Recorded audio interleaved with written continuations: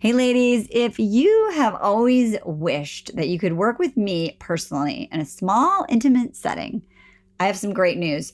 For the first time in over a decade, now that things are opening up, I cannot wait to get my hands on you personally. So we have opened up application to our Plug into Your Superpower retreat to the public. So apply now and see if it's a good fit for you. Just go to datingwithdignity.com/plug into form.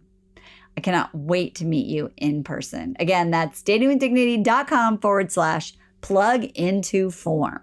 You're listening to Life Check Yourself with life coach, transformational leader, and dating and relationship badass, Marni Batista. Every week, you'll get the raw truth from top experts and real people on the important life and love issues you want to know about. So if you're ready to life check yourself in your relationships, your career, and the areas of your life that matter most to you, and you're not afraid to be called out on your stuff, then you're ready for what's next. Life Check Yourself with Kute Blackson. How to keep going when you keep striking out at finding love. Ladies and any gents who are listening, it is time to life check yourself because I have yummy topic today. I have Kute Blackson here. He is an inspirational speaker, a transformational teacher. He's also just super nice guy. I'm here to tell you that. He's a speaker. He has worked with clients around the world. He has organized events, A-Fest. He speaks for YPO, a really amazing young presidents organization, the EO Entrepreneurs Organization. He is an esteemed member of the Transformational Leadership Council, which is, if you don't know what that is, it's a select group of 100 of the world's foremost authorities in the personal development industry, and that is no joke. He is winner of the 2019 Unity New Thought Walden Award. He is a next generation leader in the field of personal development, and I am so honored and thrilled to have you on the show. Thanks for having me. Well, so the minute I saw what your jam is about and that you have a new book out called The Magic of Surrender, I was like, thank you, universe, for sending me Kute. Because I am in the middle of a challenge myself. And so I'm just ready to dive in. So talk to me, so clearly I always feel like when we're in this biz, there's something that we go through that inspires us to teach. So why did you write The Magic of Surrender? What's your journey? What inspired you? Which part? My journey or the Magic of Surrender? Are they two different stories? Are they integrated in some way? Have you always been challenged around this topic of surrender? Or did something happen that allowed you to write the book? Well, yeah. So let me then focus on the book versus kind of how I got to do what I'm doing. Okay. So in terms of, and we can talk about my upbringing and kind of how I got to be doing it at any moment. But in terms of the book, at the end of 2016, my mother, who was like my best friend and one of the, if not the closest person to me, raised me by herself almost single-handedly, was diagnosed with stomach cancer. And that's where the journey started. By the way, I will say that The Magic of Surrender book was not the book that I thought I was going to write. I had other plans for the book I wanted to write. And this was the book that was seeking to be written. And so I had to surrender to the book that was seeking to be written, not just the book I wanted to write. And I had all of these ideas for hot topics and great topics and best-selling ideas. And the only topic that really, the only word, I remember I had a whiteboard full of ideas. And the only word that stood out for me that felt authentic was the word surrender.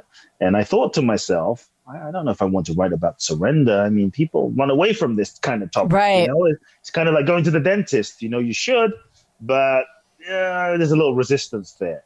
And so surrender doesn't have necessarily a great connotation. And so because there's so many misconceptions around it, which will also demystify. And so when I felt the soul of the book, and I felt it very clear that surrender was the book that was seeking to be written, then I surrendered to that, and everything unfolded from there. And so the journey really began for the book, I would say, when my mother was diagnosed. And I'm living in Los Angeles. I start going back and forth from Los Angeles to London, where my mother was, literally every month. So every month I'm flying back for a week to be with her during her chemo treatment and to sit with her and to hold her hand so I went back with every intention, honestly, of healing her, getting her well, making her better, alternative therapies.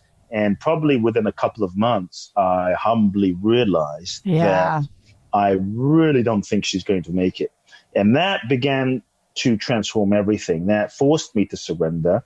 And it started a really profound process. And so what started out as perhaps the worst year of my life turned out to be the best year of my life, because when I really surrendered and accepted that this was what was going to happen, obviously I was open, but this was what was going to happen, it freed me up to just be with her. It freed me up to give up a future hope and fully be with her. And I realized the preciousness of every moment, of every second. I realized the sacredness, like every second with her could be the last moment. Every moment could be the last time. Every cup of tea I drink with my mother could be the last time. Every text, the last text. And so the preciousness and the sacredness of each moment became so apparent. And I found myself thinking, geez, why did I wait till she was dying to really embrace and spend more time with her? And so the doctors, about 6 months into the process, the doctors basically said to her, there's nothing else we can do for you. And so get your affairs in order. You're going to pass away. And it was, I knew it was coming, but the reality still was hard. And so I looked my mother in the eyes in the parking lot of the hospital. And I said to her two things. The first thing I said is, are you afraid? And this Japanese woman, my mother's Japanese, this Japanese woman looked me in the eyes with absolute conviction, literally absolute conviction and peace. And she said, I'm not afraid because I know I'm not this body. And this body is the temporary vehicle for my soul. It's one thing to believe that when everything's fine. Right. But she really knew. And I realized, wow, my mother is an enlightened being and I didn't know it. And then I looked her in the eyes and I said, and I think this is where the seed for the book was planted. I looked my mother in the eyes and I said, what can I do for you in your final days? Is there anything I can do for you? Is there anything I can take you to see? And what do you want? And she blew my mind once again. And she said, there's nothing I want. There's nothing I need. The only thing I want, the only thing I need, the only thing I want, I just want what God wants for my life. And in that moment, I was kind of stunned because I realized that this entire year she was in peace. This entire year she was completely calm. She didn't cry. She didn't feel like a victim. She never complained, like truly in total peace this entire year and calm the entire year. And I realized that she wasn't attached to living. Yeah. She wasn't attached to dying. She was just truly open. She was truly surrendered to life.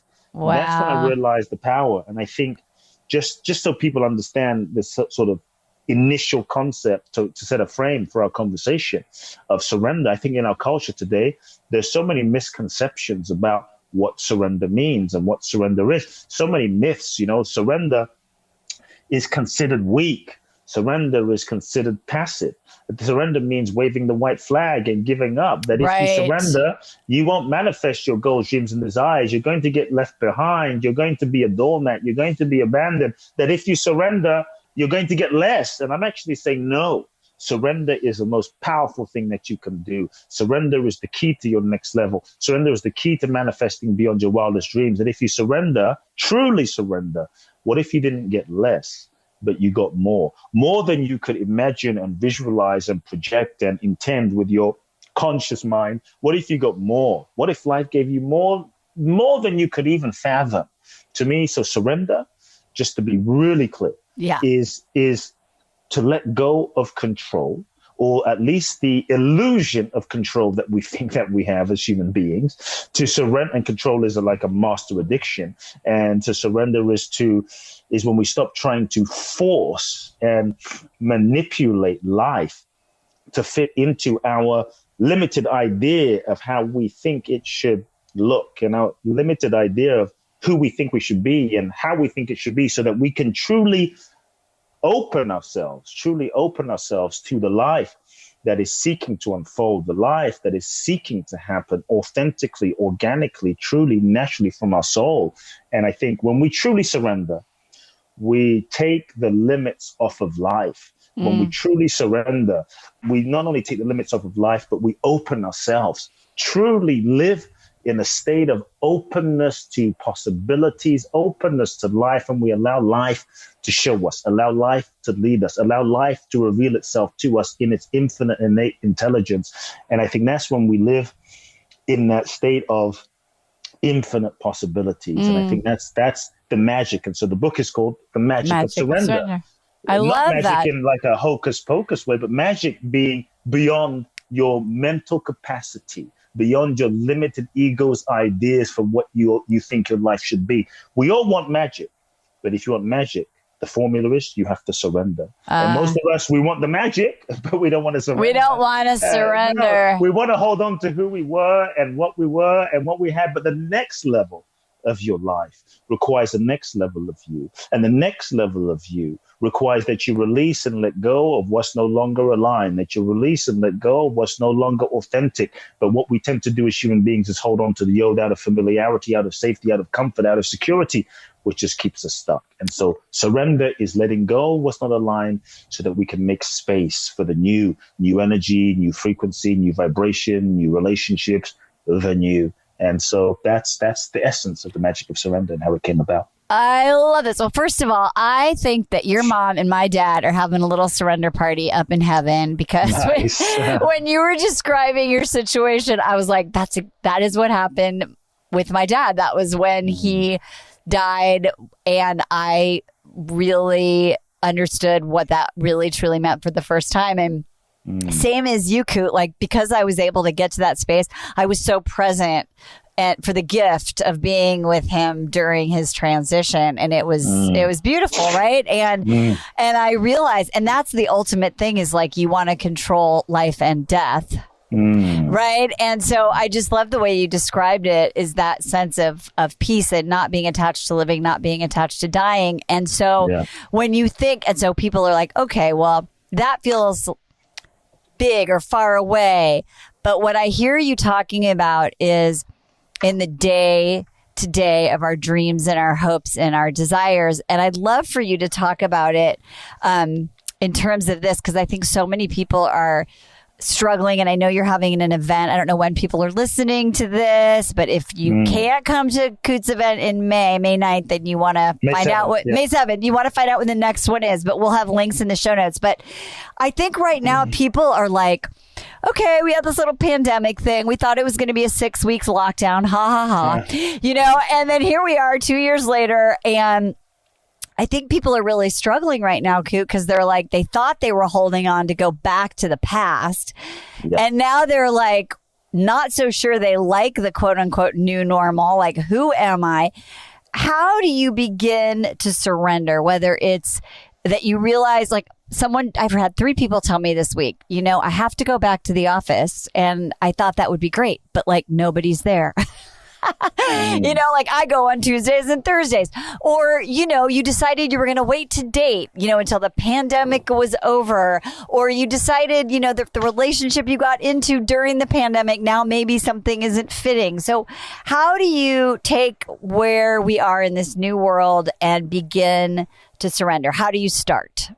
Yeah, I think as a simple place to start. Simple, not always easy. Right. Simple, you know, really simple place, a practical place to begin. See, as human beings, one of the ways we resist surrender, one of the ways we don't surrender, and one of the ways we keep ourselves stuck from moving to that next level, from breaking through, from letting go, from transforming our lives, are all the ways that we lie to ourselves. As human beings, we lie to ourselves. consciously or unconsciously, as a self-protective mechanism to keep ourselves safe. We've been conditioned to do that. We stay in relationships that we know aren't right. We stay in situations, friendships, circumstances, jobs that we know kind of compromise our integrity, but we stay out of security. And so deep down, the lies we tell ourselves, and we can rationalize ourselves for why we do what we do, and we do that all the time. And so if we really want to transform our lives, we have to, and if we really want to surrender, a place to begin, just to begin, is with telling the truth. To me, that's the beginning. Start telling the real, raw, authentic truth to yourself about who you are, about what you feel, about what's true, about what you want. Just start telling the truth to yourself. It doesn't have to be to anyone else, but start with yourself. And so a couple of questions that we can ask ourselves. And to me, I believe that truth is real spiritual practice. Truth is true yoga. Truth is real prayer. Truth is real meditation. If we truly start with the truth, we will set ourselves free for sure. And so many of the things we feel stuck about will begin to dissolve. And so many things we pray about will begin to solve themselves as we start telling the truth and speaking the truth and living the truth. And so first question, number one, and we have to want the truth more than we want what we have. We have to want the truth more than we want what we want. And sometimes we say we want to be free, but we don't really want to be free, because truly being free, true freedom isn't free. It requires that you let something go that's no longer aligned. And so we have to want the truth more than we want what we want or what we think we want. Question I ask people before even I get to the first truth question is, I ask people in my seminars, what do you want more than anything else? What do you want more than anything else? Sounds like a simple question, but many times we want our comfort, we want our safety more than we want to be free, and that's why we're not. And so when we truly want to be free more than anything else, whatever authentic freedom means to us, then we will be. And so it starts with the truth. And so number one, what lies am I telling myself? Write these down, people. Yeah. What lies am I telling myself? Life check yourself. What lies am I telling myself? And just begin getting real, begin getting honest, begin telling the truth. What lies am I telling myself? Honestly, no excuse, no BS, just what lies am I telling myself? Start making that list, getting real. Maybe you might start by saying, you know what, I'm no longer in love. Or I hate my job. Or this friendship is toxic. Or I have an addiction. I'm addicted to alcohol, rather than denying and negotiating. Just start with the truth, because if you start with the truth, to really change reality, you have to get into relationship with reality. And truth helps you get into relationship with reality as it is. And so what lies am I telling myself? The one thing I would also say is sometimes telling the truth, we don't tell ourselves the truth because we're afraid of the consequences, obviously. And so I would just invite people to take the pressure off of yourself of having to even take any action.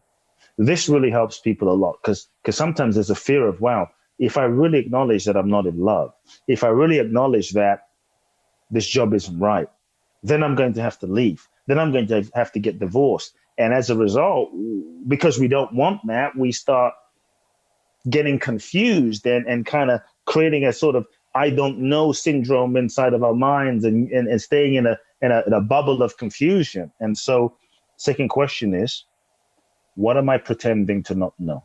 What am I pretending to not know? We play this game of I don't know. We play this game of confusion. I don't really know what to do in my relationship. I don't really know what my purpose is. And you see, the confusion becomes a self-protective mechanism, because if I'm confused, then I don't have to take action. And if I don't take action, I don't have to risk the failure. And I can always live in this comfort zone of the safety of the future, fantasy of possibility in the future and the hope of the future if I don't take action. And so there's a part of us that knows everything at the deepest level, There's a part of us that knows everything. We might not be in touch with it. And so take time in the stillness one of the ways we distract ourselves from the truth is we constantly busy ourselves, run around, busy. And that's what I think one of the beauties of the pandemic, if there is a beauty of the pandemic, is that it forced us to be still for a moment. Yeah. It forced many of us to listen for a moment. For so many of us, we were so busy running around that we couldn't even hear the truth. And that's one of the ways that we distract from the truth is if I keep running around, I don't have to listen to the truth that I know in sense might be there because I'm so busy. And so create spaces and stillness in your daily life to just listen. Just listen. Even if you don't take action, just listen. This is what I feel. This is what I want. This is what I need, what my needs are. This is how I feel about this relationship. What am I pretending to not know? And the last simple question is, what is the cost? What is the cost of lying to myself? What is it costing me? Lying to yourself is painful. Lying to yourself is hurtful. When we lie to ourselves, it is painful. It's meant to be painful because we're denying a part of ourselves. We're betraying a part of ourselves. You don't lie to yourself and feel good. You know, when we lie to ourselves, it hurts. And so to me, the pain is a signal. It's a signal, is feedback. The pain is your friend.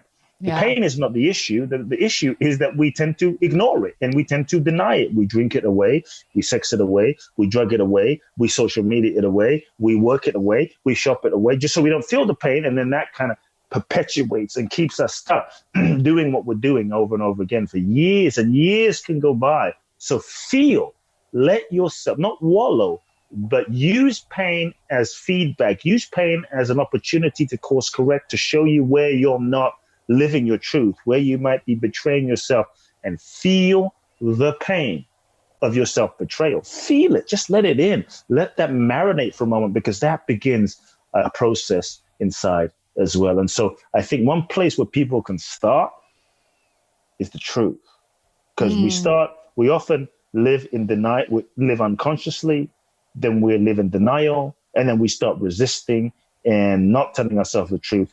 Are one of the ways that we resist. And then maybe a third stage is we go from denial to resistance to negotiation. We start negotiating with life, negotiating with ourselves. Well, maybe I can still drink 4 times a week. And no, maybe we can't. Maybe I can still stay in this toxic relationship that's abusive because, you know, they've got potential. And no, it's been going on for 20 years and it's crushing your self-esteem and it's dishonoring and it's abusive. Like, we have to really start getting real. Many times we end up negotiating ourselves and our life and our purpose away, and 20, 30 years go by, and that's time that we can't get back. Stop negotiating with your destiny. Stop negotiating with yourself. Stop negotiating with your truth. I think this is so huge. I was saying a while back, there is no such thing as the pandemic COVID refund. You know, you don't get to like, oh, I lost these years because I was X, Y, or Z. And I think what you're saying is that there is no refund no matter what happens, right? If you are lying to yourself, if you are not checking yourself, if you are in those coping mechanisms, you don't get to have your epiphany, you know, and be like, oh, you figured it out. Well, you get to have those 5 years back or those 20 years back. It's gone. No refunds. No refunds at this store of life. So tell me this. I love that you said there are myths and misconceptions of surrender, because when I talk about surrender on our campus, people sometimes have like an old, like, even surrender they learn through a religious practice, or they think it's submission, or they think, like you said, it's giving up. So the question I always get is, and I bet you're going to give an awesome answer, is how do you surrender and also have dreams or goals? Or how do you live in action without attachment? Yeah. I think, see, the old paradigm, even in self-help, is all, and nothing wrong with it. Okay. It's all about, I call it the ego-based model for creating your life, which is about, what do you want? Know what you want. Get clear on what you want. Get clarity on what you want. And the challenge is the mechanism, the ego, the I, the self, the personality, the persona, the identity is conditioned. We are conditioned beings from childhood, you know? And so we set a goal and maybe we start pursuing that goal. And then many of us, we realize, maybe what I thought I wanted was not what I really wanted. It was just what I thought I wanted based on who I thought I was. And if I'm not in touch with who I really am, then sometimes your goals can be a projection of unmet needs from childhood, weren't enough, weren't validated growing up. So if I can just achieve that car, that house, that body, that success, then I'm going to be enough. And it is not fulfilling. So what we think is our goals sometimes is not necessarily our goals. And so the old paradigm is all about, what do you want? Get clear on what you want, which is great. And you can manifest a good, great life based on that paradigm. Nothing wrong with that. So yes, do your best to get clear on what you want. The invitation and how I'll answer your question is, the place to start is first and foremost a foundation, which is asking yourself a slightly different question. It's a surrender-based question, surrender paradigm. It's an infinite game we're playing in surrender, which is, what is it that life is seeking to express through me? What is it that the universe is seeking to express through me? What is it that the divine, the infinite, whatever you believe, is seeking to express through me? And really feeling that, meditating on that, tuning into that, attuning to that, aligning with your soul's deepest, most authentic intention, aligning with your soul's deepest, most authentic expression. When you feel that, then you're now in flow. Then you're in alignment versus just doing what you think you should be doing based on whatever conditioning or from the past. It's like, no, this is what's true. Like, as I said, this was not the book I wanted to write. I wanted to write a different book, but this was the book, Magic of Surrender, that was seeking to be written.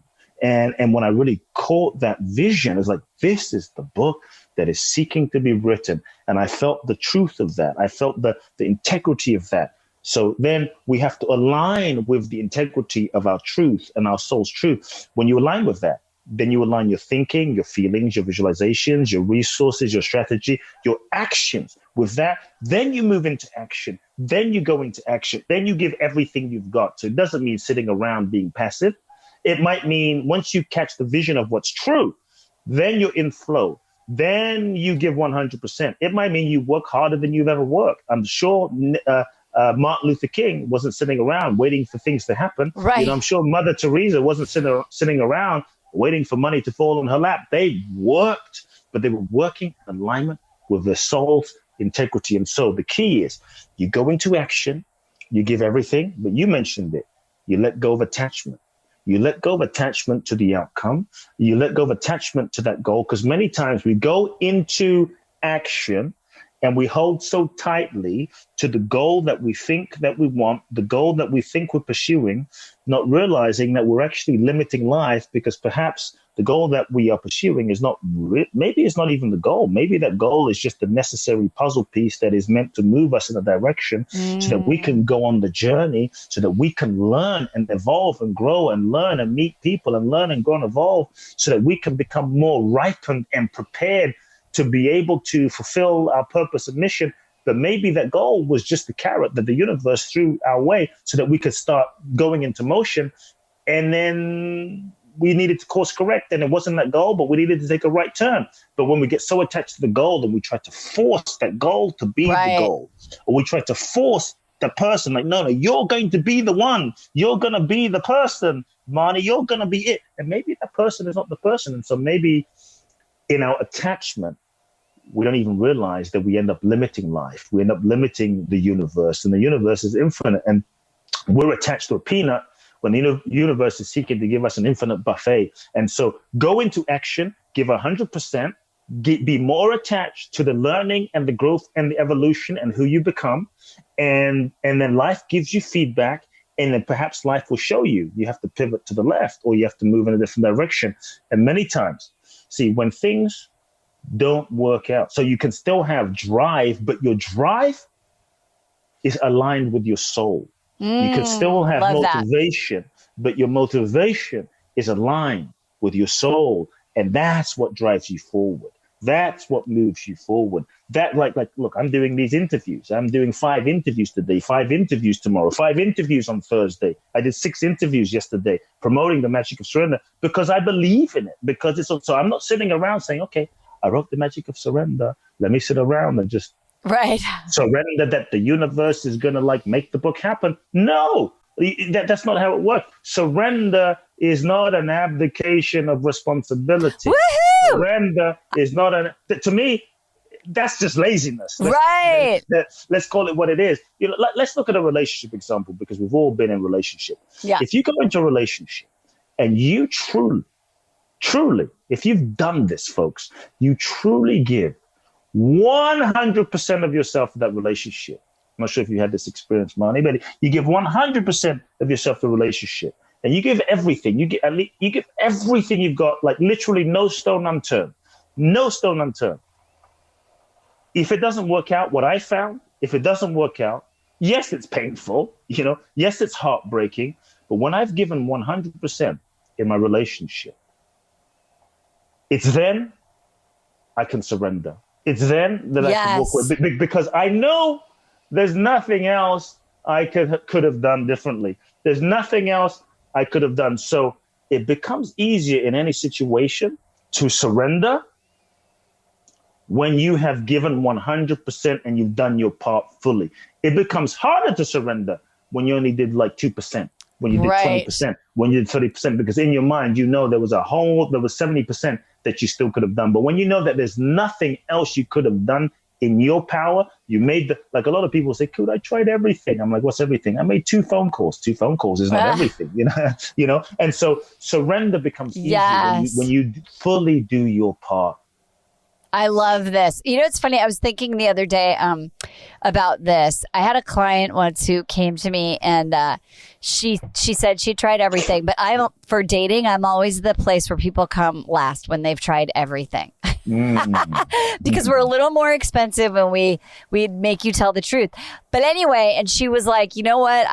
I feel called to do this, and I really want to have children, and I really want to have this relationship. And so in that process, she decided, I really have clarity. I want to have a child, and I want to have that almost more than I want to have the relationship.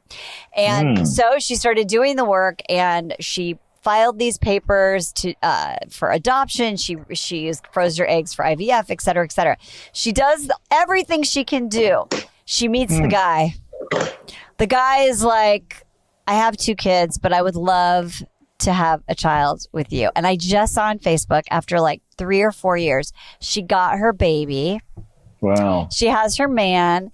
And I really think that's such a great example, because she didn't say, oh, you know what? I don't have a guy yet, so I'm giving up. Or I don't have a baby yet, so I'm giving up. She said, I'm just going to keep following my truth. And there was and this is an important thing, so I want you to elaborate on this, because people will say, well, how do I know I've tried everything? I feel like when you're telling the truth to yourself, you know when there's a little more that you could do. And I think people say no because they're so afraid that it won't work. And then their dream will be devastated. But that means that they're just so attached to the dream. So how do you know, like, is there some little voice inside of yourself that says like the truth around that? I think because you feel a level of peace. Peace. There's a deeper level of peace. Like I remember when I broke up with someone years ago, broke up with this beautiful woman because it just wasn't working. And it was devastating. It was hard. There was grief. There was, all of this stuff. And sure, the heart was raw, but I had an underlying level of peace, because what else could I do? Yes. I had literally given 110%. And so there was a deep level. It doesn't mean you won't have to grieve on a human level, but there's a deep level of peace. Here's what I would also say. If you look at your life, when things don't go according to plan, how often have things not gone according to plan and they've worked out better than you could imagine? Yeah. Better than you could imagine, right? Yeah. And if you look at your life, and if you look at the best things that have happened in your life, the best things, you usually didn't plan them out exactly. They happened in the process of you living your life. They happened in the process of you living the moment. They happened in the process of you going in the direction of what felt true, And so here's what I would say. When your goals and dreams seem to not manifest, this is where surrender is also very important. Yeah. When your goals and dreams seem to not manifest, what we tend to do is collapse and feel sorry for ourselves and be mad at the world, be mad at God, feel like a victim, go into contraction, give up, feel like a failure. Instead, I say step back. Sometimes when things don't go according to plan, it's grace. I believe that the universe is always working for your highest good, even if you can't see it right now. And so the mind, the ego, our personalities, we're not able to see the entire picture. We only see a small piece of the picture and the puzzle piece. We're not able to see how this moment connects to an infinite stream of possibilities and how the universe is unfolding. And so we often make meaning about what something seems to be in a moment, not realizing the mechanism, our mind, which is making meaning, is in and of itself limited. And so we're not able to interpret this moment as maybe a big blessing. And so when things don't go according to plan, step back. And instead of assigning meaning as to it means this or it means that, get curious. Yeah. Get curious. Like, what could this mean? What more amazing thing could be seeking to happen? Curiosity is a key quality in surrender. So when things don't happen, or when things don't manifest, usually maybe 3 or 4 reasons. Number one, the goal that you're pursuing is not the authentic goal that your soul that is in alignment with your soul. The goal that you're pursuing is not necessarily in alignment with your soul's highest destiny. And so the universe is just course correcting you. In that moment, step back, feel deeper, and ask yourself, what's most true? What's most authentic? Then you can connect to a more authentic goal. Number 2, it just might be the timing yet. The timing might not be right yet. And so, everything has seasons. Everything needs to be right. Just because you want a mango off a tree, if it's not the season and it's green, you can eat it, but it won't be ripe yet, right? And so sometimes we just want what we want when we want it, and we have to learn to trust the rhythm and cycles of how everything is connected in life and the rhythm and cycle of seasons. And so trust divine timing, step back, be patient, use that time to cultivate yourself and prepare yourself. Number 3, one of the reasons that sometimes things don't seem not to manifest or work out is perhaps you have not learned the lessons that you need to learn where you are and with who you're with. See, life to me is a school. Yes. We are souls. As souls, we incarnate into this human experience. We are souls having this human experience. And as we incarnate into this human experience, every situation, every relationship is part of our soul's curriculum to learn, to grow, to evolve. When we realize that, then we start seeing every moment as an opportunity to evolve, as an opportunity to learn. And so what we tend to do when things don't go according to plan is we tend to force things. We tend to push things. Rather than pushing and force, step back and ask yourself, why is my soul going through this? What is my soul seeking to learn? And learn the lesson. All lessons are repeated until learned. When you realize and you look through life from a multidimensional soul perspective, then you can, even in a challenging situation, then you can focus on the learning. Then you can surrender to the lesson that your soul is meant to learn in that relationship. You can surrender to the lesson that your soul is meant to learn in that career environment. And when you learn the lesson, that is the key that unlocks the lock to the next level of your evolution, the next level of your experience. I was thinking about this the other day too. I went stargazing in Joshua Tree at night, and I've never done anything like this. It was like this giant ass telescope thing. Wow. And I was able to see a galaxy like 20 million years in the past. Jeez. Wow. It was insane, Kute. And I was looking at the sky, and I was literally thinking about our souls and infinite possibility. And I thought, when you said like you're going for a peanut, but there's like a whole buffet, right? It's like there is look into the sky and see that infinite possibility and know that when I looked out there, I was like, there is, no matter what people believe, I was with scientists in this thing, right? They're talking about the infinity of the universe. Literally, I was like, how many galaxies are there? He's like, we don't know and we never will. I'm like, blah. And that's what I think is so cool about what you're talking about, is that when we really surrender and we have that curiosity and we tap into like, what is that infinity of possibility for me if I let go of trying to direct it? It can be like the most amazing roller coaster ride ever, right? And sometimes going up is really scary and sometimes going down is really scary, but we're fucking alive. And not surrendering is even more of a roller coaster ride. Yes. Let's be real. We say, Right. oh, it's hard to surrender, but it's hard when you hold on and you resist. It's like, for instance, not to get graphic, but if someone needs to use the restroom and you don't use it because you hold on and you clench everything, you're like, I'm not going to use the restroom. How painful is that? That's right? bad news. It's bad news. And so here's what I want to say. We often say, oh, surrender is so difficult. It can seem difficult because our egos tend to hold on and want to feel in control. And the job of the ego is to reinforce our identities. But for instance, for those listening on audio, I'm making a fist right now. Visualize me making a fist and I'm holding a pen. I'm holding this pen, making a fist, clenching it really tightly. I'm holding this pen really tightly, clenching my fist. Now imagine we've been clenching this fist our entire lives. This fist represents us, our way of being, our way of living life based on the defense mechanisms that we learned as children to function, survive, to avoid pain, to get love, validation, approval. We learn to clench this fist as a way of being through life. It takes so much energy to hold this fist together. The thing is, in our life, it starts feeling normal because this is what we've been conditioned to do.